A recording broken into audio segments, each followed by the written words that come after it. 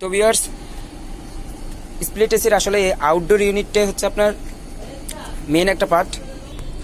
তো viewers, split এসির এই যে আউটডোর ইউনিটটা মেন হচ্ছে কারণ এটাতে আপনার কম্প্রেসার থাকে এবং কন্ডেন্সার থাকে। তো আসলে এই যে এসির যে মেন পার্টটা হচ্ছে সেটা হচ্ছে যে এই কন্ডেন্সারটা। আসলে এই কন্ডেন্সারে আপনার প্রেশার দেয়, গ্যাস প্রেশার হয়, তো এটা অনেক হিট হয়।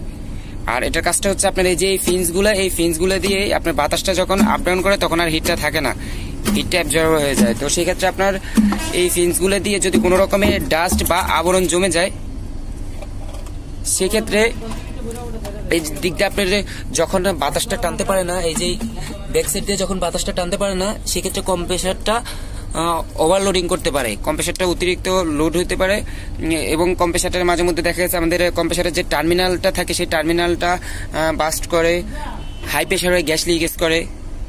তো সেক্ষেত্রে অবশ্যই আউটডোর ইউনিটের যে কন্ডেন্সারটা সবসময় ক্লিন রাখতে হবে, যেন কম্প্রেসারের উপরে কোনোভাবে প্রেশার না পড়ে।